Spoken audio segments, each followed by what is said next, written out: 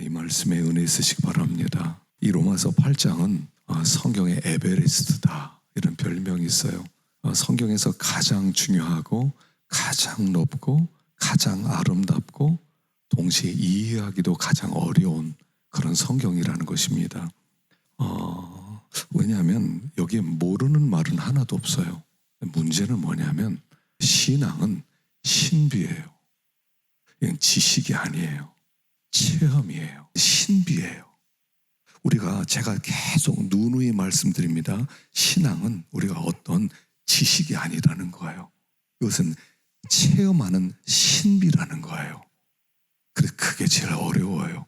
특별히 이 8장은 성령장이어서 그 성경의 최고의 축복이 뭐냐면 하나님의 성령이 우리에게 주어졌다는 거예요. 하나님의 사람을 만들 때에 흙으로 사람을 빚으시고 코에 하나님의 생기를 불어넣으셨어요. 하나님의 성령이 흙 속에 들어갔을 때 그것을 산영이라고 불렀어요. 생영, 살아있다 이런 의미예요. 그런데 죄를 범하면서 하나님의 생기가 떠났어요. 사람들이 하나님을 알아보지 못하기 시작했어요. 하나님 누군데? 세상이 이렇게 만들어졌지 하나님이 어디 있어? 창조주를 잃어버렸어요. 그리고 그걸 정상이라고 생각해요. 그게 하나님의 생기가 떠났기 때문에 있게 된 현상이었어요. 그래서 하나님께서 우리를 살리려면 그 하나님의 생기가 다시 우리에게 들어와야 돼요. 그래서 하신 일이 뭐냐면 자기 아들을 세상에 보냈고요. 예수님을 십자가에 못 박았고요. 그리고 부활시켰어요. 그리고 나서 비로소 예수님이 부활하자마자 제자들에게 한 얘기가 이거예요. 숨을 내쉬며 가라사대 성령을 받아라. 너희들을 떠났던 하나님의 생기를 이제 내가 하나님으로부터 받아서 너에게 부어주는 영이 되었다. 그러니까 나로 말미암아 성령을 받아라 하신 거예요. 그리고 하나님의 성령이 우리에게 부어짐으로 말미암아 드디어 우리가 옛날처럼 산영이 될 수 있게 되었다. 그게 오늘 말씀이에요. 최고의 저주는 뭐냐면 하나님의 생기가 떠나는 것.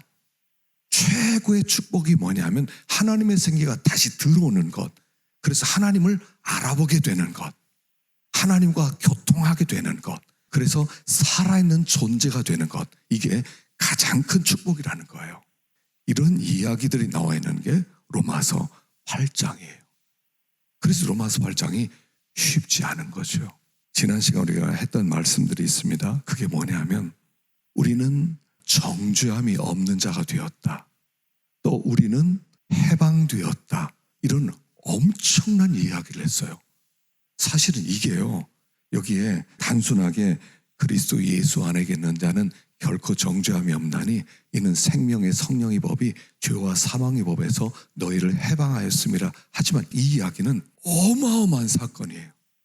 그동안 6,000년 동안 정죄, 소망 없음, 절망적임 이런 삶 속에 살던 우리에게 예수 그리스도께서 우리에게 선포를 하셨는데 이제 그리스도 예수 안에 있는 자에게는 결코 정죄함이 없다. 너희들은 모든 죄에서 해방되었다 하는 법정적 선언을 우리는 들었다는 거예요. 하나님 앞에 섰을 때 그 선언을 우리는 이미 들은 거예요.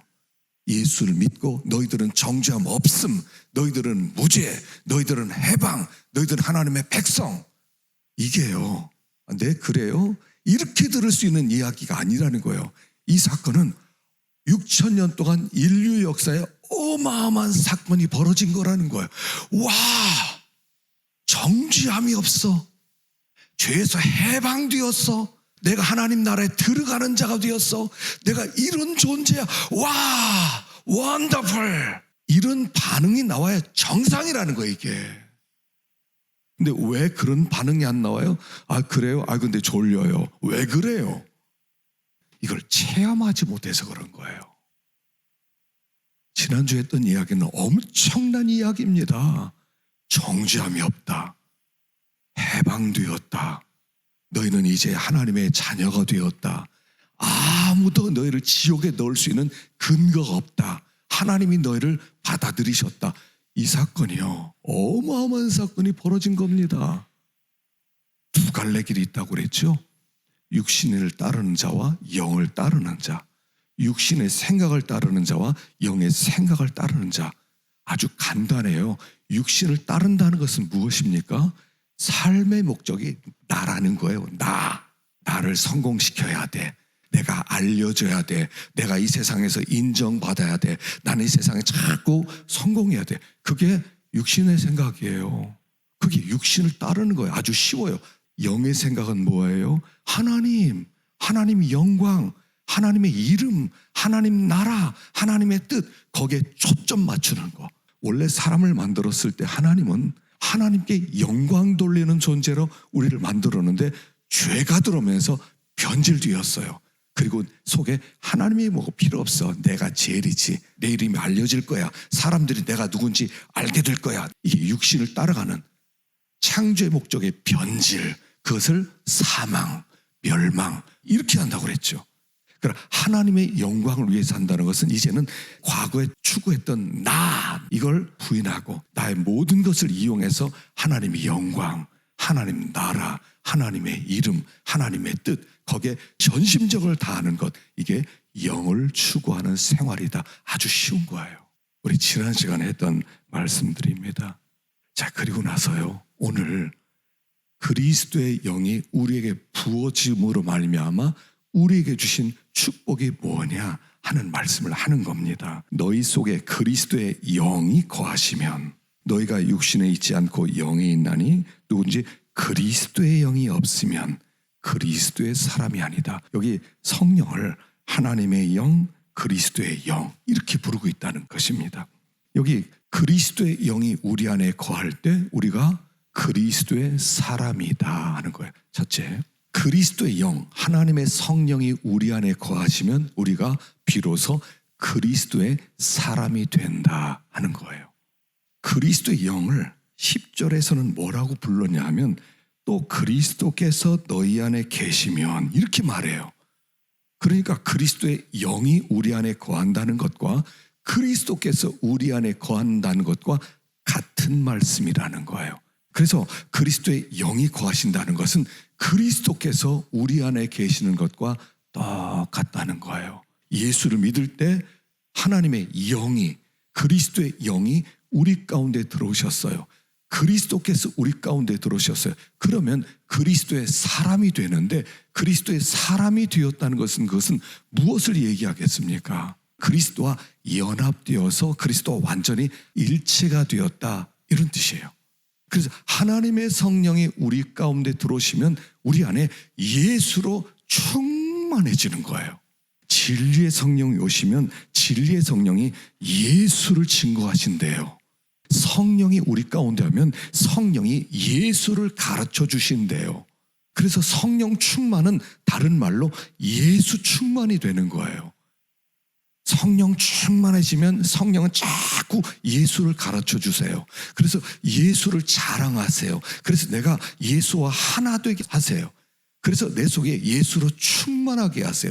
예수의 생각, 예수의 사상, 예수님의 삶, 그 모든 것들로 충만해서 예수와 똑같은 삶을 살게 되는 것이다. 이게 그리스도의 사람이다, 이런 뜻이에요.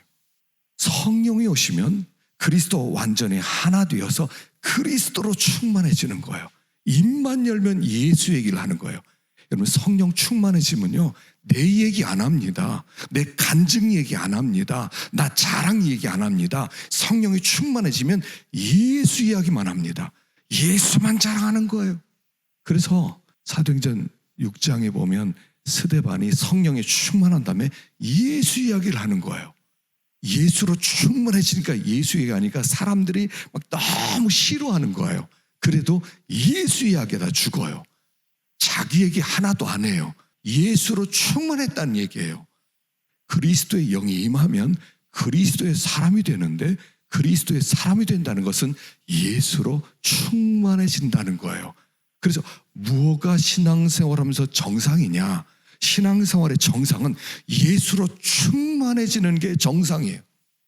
모든 걸 다 잊어버리고 그냥 예수로 채워지는 거예요. 예수만 생각나는 거예요. 예수 이름만 부르게 되는 거예요. 예수만 자랑하고 싶은 거예요. 그게 정상적인 사람이다 하는 거예요. 그래서 그리스도의 영이 우리 가운데 임하게 되었을 때 가장 중요한 첫 번째 축복이 뭐냐면 내가 그리스도의 사람이 되어서 그리스도로 충만해진다 하는 겁니다. 두 번째, 그리스도의 영이 임하면, 하나님의 영이 우리 가운데 거하시면 몸은 죽어 있는데 영은 살아있는 것이다. 영이 살아서 존재하게 되었다 이런 뜻이에요. 원래 사람은 피조물이에요. 제가 예전에 여호와 이름을 말씀하면서 여호와란 이름의 뜻이 뭐냐에 대해서 말씀드렸죠. 여호와란 이름의 뜻은 뭐냐면 I am 이런 뜻이라고 그랬어요. 나는 나다. 그게 여호와 이름이라고 그랬죠. 그러니까 예수의 영이 우리 가운데 거하면 존재이신 그분이 우리 가운데 들어왔기 때문에 우리가 존재가 되는 것이다. 그렇게 얘기했어요. 그 존재가 되는 것을 우리는 생명이라고 부르는 거예요. 성경에서는 살았다 죽었다 그럴 때 이 사람이 숨을 쉰다 못 쉰다로 판단하지 않는다고 그랬죠. 그 안에 예수의 영이 있느냐, 예수의 영이 있으면 산 자, 예수의 영이 없으면 죽은 자, 이렇게 판단한다고 그랬어요. 그래서 하나님을 모르는 세상에 많은 사람들이 오늘 살아있다고 나름대로 여행도 가고 놀러 가고 먹고 모든 걸 즐기지만 성경에서 딱 평가할 때 그건 죽은 것이다 라고 말하는 것이라고 그랬죠. 왜냐하면 존재 근원인 그분으로부터 떨어져 있기 때문에 더 이상 존재가 아니란 뜻이라고 그랬어요. 그걸 죽음이라고 부르는 거죠. 근데 우리는 예수 영이 우리 안에 거함으로 말미암아 존재가 내 안에 들어와서 내가 존재가 되었기 때문에 그것을 우리는 생명, 우리는 영생하는 존재, 그래서 그것을 첫째 부활 이렇게 불렀어요. 우리는 첫째 부활을 받은 사람이 되어서 이미 영생하게 되었다는 거예요. 우리는 이제부터 안 죽어요. 육신이 죽는 것을 잔다고 그래요. 우리는 죽지 않는 존재가 되었어요. 그걸 첫째 부활을 받았는데 첫째 부활을 받은 사람은 둘째 사망의 그를 다스릴 수 없다 그랬죠. 그렇기 때문에 이제 우리는 첫째 부활을 받은 사람으로 존재가 되었기 때문에 우리는 영생하는 존재가 되었다. 이걸 얘기하는 것이 요한복음이에요. 사실은 요한복음은 핵심되는 내용이 존재인 내가 너희 가운데 들어감으로 말미암아 나를 믿는 너에게는 영생이 있다 하는 것을 가르쳐주는 게 요한복음의 핵심 내용이에요. 존재가 되었다. 그러면 어떻게 존재이신 성령이 우리 가운데 오신 것을 알 수 있느냐? 그게 요한복음 6장 63절입니다. 우리를 살리는 것은 영이 살리는 것이지 육이 우리를 살리지 못한다는 겁니다. 근데 뭐가 그러면 영이냐? 내가 너희에게 이른 말이 영이요 생명이라. 내 말이, 주님의 말씀이 자체가 영이라는 거예요. 그러니까 그리스도의 영이 우리 가운데 들어왔다는 것은 무엇을 얘기하냐면 그리스도의 말씀을 내가 깨달아서 그 말씀을 내가 순종하게 되었다 이런 뜻이에요. 그게 영이 내 안에 계시는 거예요. 영이 내 안에 계신다고 해서 물론 하나님의 성령 우리 가운데 찾아오시는데 어떻게 찾아오시냐면 말씀을 가지고 찾아오는 거예요. 예수님의 말씀을 가지고 찾아와요. 그리고 그 말씀을 내가 깨닫게 만들어요. 깨닫고 그 말씀을 순종하게 만들어요. 그걸 살았다, 존재가 되었다 라고 하는 거예요. 그래서 마태복음 13장에 보면요, 씨 뿌리는 부에 여러 밭이 있어요. 길가밭도 있고 돌밭도 있고 가시덤불밭도 있고 좋은 밭도 있어요. 그런데 다른 밭은 열매 맺었다는 말이 없어요. 그런데 좋은 땅에 떨어졌을 때 말씀을 듣고 깨달은 자니 30배, 60배, 100배 결실을 맺었느니라 이렇게 나와요. 듣고 깨닫고 열매 맺고 말씀을 들었어요. 그런데 깨달았어요. 깨달았더니 순종하게 돼요. 깨달았다는 건 뭐냐면 그 말씀에 사로잡혔다는 뜻이에요. 영이 내 마음 가운데 왔다는 얘기 뭐냐면 그 영이 나를 사로잡았다는 거예요. 하나님의 말씀이 나를 사로잡았다는 거예요. 그리고 그 말씀이 나를 끌고 가기 시작해요. 그 말씀에 끌려가지 않을 재간이 없도록 그 말씀이 나를 사로잡아서 이끌어가는 거예요. 그때 그것을 우리는 영이 우리 가운데 왔다, 우리는 존재가 되었다, 우리는 그때부터 열매를 맺기 시작한다. 말씀을 듣고 깨달았을 때 하나님의 영이 들어왔기 때문에 그 영이 우리를 끌고 가니까 우리가 끌려가는 거예요. 그걸 순종이라고 얘기하는 거예요. 그때 우리는 비로소 열매를 맺기 시작하는 거예요. 열매는 내가 열매 맺어야지 까짓 거 내가 그런 거 못할 줄 알아. 내가 할 수 있다는 걸 보여주겠어. 이런 게 아니에요. 말씀이 나를 사로잡았어요.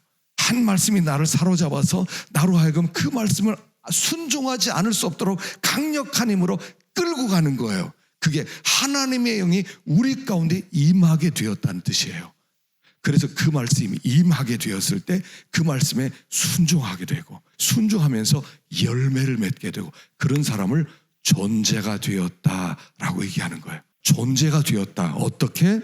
하나님의 뜻을 행하는 자리까지 가게 되었다는 거예요. 말씀이 들어와서 말씀이 나를 사로잡고 말씀을 순종할 수밖에 없는 자가 되었다는 것은 영원히 거하는 존재가 되었다라는 뜻이에요. 주님의 말씀이 영이고 그 영이 우리를 사로잡고 우리를 끌고 갈 때 우리가 비로소 산 영이 되어서 열매 맺는 자가 되고 그런 사람을 존재가 되었다.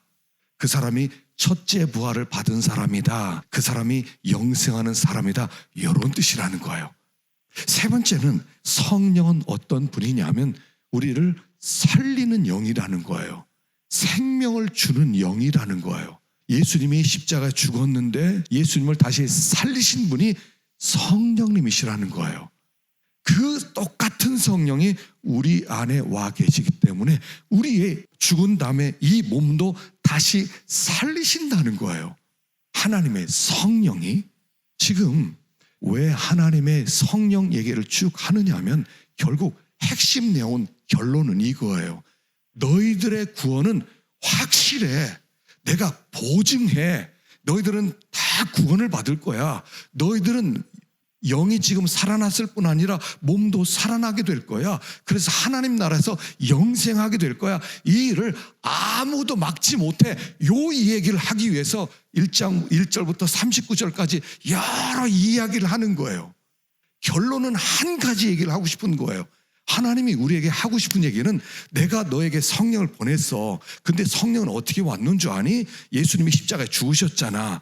그래서 부활한 다음에 너희들에게 성령이 왔는데 그 성령이 예수님을 죽은 자 가운데 살렸어. 내가 너희도 그렇게 살려낼 거야. 너희들은 그리스도의 사람이 되었잖아. 너희들 안에는 성령이 와 계시잖아. 그러니까 너희들의 구원은 확실해. 내가 구원을 시작했는데 내가 구원을 중간에 포기할 일이 있겠냐?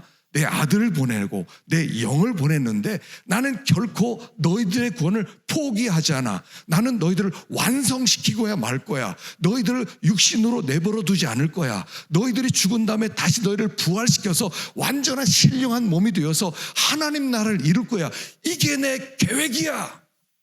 이걸 위해서 내가 그리스도의 영을 너에게 보낸 거야. 지금 이 얘기를 하고 싶은 거예요. 8장에서 하고 싶은 얘기는 결론은 그 내용이에요. 내가 시작한 이 구원을 아무도 막지 못해. 반드시 내가 성취할 거야. 그래서 내가 내 신을 너에게 보냈어. 그 신이 너의 영을 살렸지. 너의 육은 죽어가지. 그런데 너의 죽을 몸도 다시 죽은 다음에 살려서 완전한 몸으로 완성시킬 거야. 너 이것들은 믿어. 소망을 가져. 너희들은 보통 존재들이 아니야. 너희들이 이 언약을 가지고 이 소망을 가지고 있다는 것은 엄청난 일이야. 이걸 말씀해 주는 거란 말이에요. 여기서 말씀하려는 그 의도를 파악을 해야 돼요. 우리 속에서 착한 일을 시작하신 이가 예수 그리스도의 날까지 완성시킬 것을 내가 확신하노라. 빌립보서 1장에 말씀하신 것처럼 확신할 수 있는 것은 우리 안에 성령이 오셔서 우리의 죽을 몸조차도 살리셔서 부활시킴으로 이 구원을 완성시킬 것이다. 이 얘기를 하는 거예요. 그래서 그리스도의 영이 그리스도의 사람 되게 하고 또 그리스도의 영이 우리의 영을 살리고 존재가 되게 하고 그리스도 영이 죽을 몸도 살려서 구원을 완성시킬 것이다 하는 말씀이에요. 네, 한 가지가 더 있어요. 그 영이 우리 가운데 오셔서 우리를 돕는 일을 한 가지 역할을 더해요.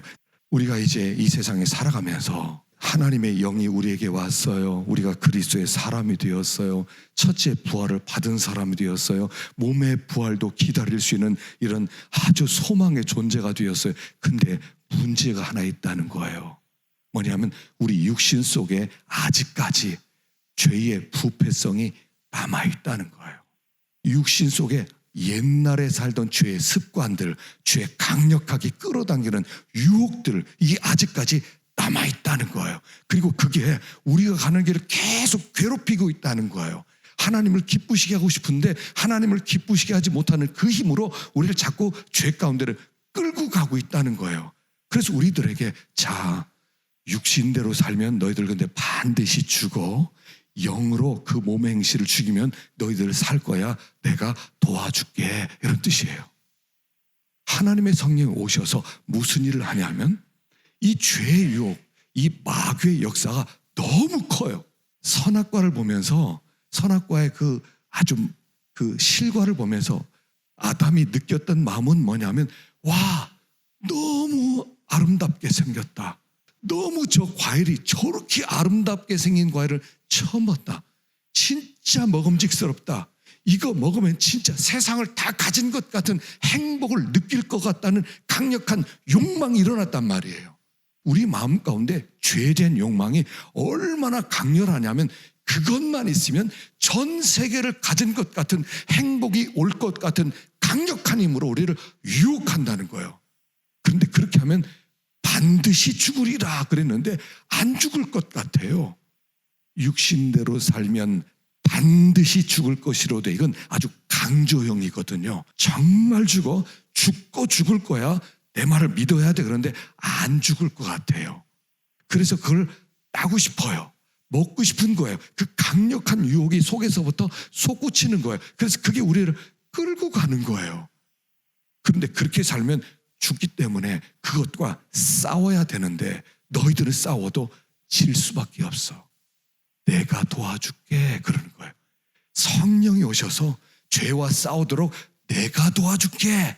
그래서 너희들 이기게 만들어줄게. 성령이 오셔서 하는 일이 뭐냐면 구경만 하는 게 아니라 우리에게 함께 힘이 돼서 이 죄와 싸워서 육신대로 살지 않고 영으로 살아서 하나님을 기쁘시게 할 수 있도록 도와주시는 분, 그게 성령님이시라는 거예요. 그리스도의 영.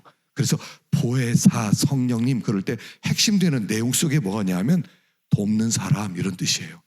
곁에서 말해주는 분, 도와주는 분, 상담하는 분. 성령 오셔서 우리를 도와주세요. 어떻게 도와주시냐면 죄를 이기는 이 과정에서 우리를 도와주신데 첫째는 이래요. 죄악된 생각이 우리에게 들어오는데 요 싹을 잡아야 돼요. 성령께서 이걸 도와주시는 거예요. 우리가 신앙생활에 죄의 유혹에 생각이 들어왔을 때 생각을 유산시켜야 돼요. 그럼 신앙생활에요. 죄와 싸울 때 싹을 잡으셔야 돼요. 생각을 뽑아야 돼요. 생각을 뽑아야 죄를 이길 수가 있어요. 두 번째, 말씀을 붙잡으라는 거예요. 성령의 검 하나님의 말씀을 붙잡아라. 예수님이 마귀와 싸울 때 말씀으로 싸우지 않습니까? 돌로 떡 만들어 먹어라 그랬을 때 사람이 떡으로만 살 것이 아니요 하나님의 말씀으로 살 것이니라. 신명기 8장 3절 딱 얘기하는 거예요. 그러니까 또 기록되었을 때 네가 성전 꼭대기에서 뛰어내리면 천사들을 보내서 너를 받들어 돌에 발이 부딪히지 않게 하리다 이렇게 하지 않았느냐. 또 기록되었을 때 주 너희 하나님을 시험치 말하였느니라. 말씀으로 나오는 거예요. 나중에 천하만국 영광을 보여주고 한 번만 절하면 다 주겠다 그러니까 하나님만 섬기라고 했다. 하나님만 섬기라. 그러면서 마귀를 물리치는 거예요. 여러분 마귀는요 말씀 외에는 물리칠 수 있는 방법이 없어요. 그렇게 말씀으로 얘를 도우시는 분, 이분이 성령님이시다 하는 거예요. 성령은 죽도록 도와주시는 분이었어요. 예수님 때문에 그냥 죽어라. 예수님 높이고 그냥 죽어라, 짓밟혀라, 사람들에게 됐어, 죽어라. 딱 죽었어요. 근데 하나님이 살려. 그래서 살아나는 거예요. 그게 성령이 도와주는 거예요. 그 성령의 도움 받을 때 하나님의 사람이에요. 우리 안에서 성령이 오셔서 우리를 이렇게 도와주셔요. 모든 평가는 하나님 앞에서 나오는 거예요. 세상 사람들이요, 그 평가 아무것도 아니에요. 그건 아무것도 아니에요. 하나님이 인정해 주셔야 돼요. 성령은 죽으라고 하세요. 세상에서는 이 말이 안 통하거든요. 내가 왜 죽어? 다 그렇게 생각하잖아요. 그런데 성령님이 오셔서 죽으라고 하세요. 도와줄게. 예수님이 끝까지 침묵하시고 말 한마디, 원망, 불평 한마디도 안 하고 침묵으로 죽으시는 거예요.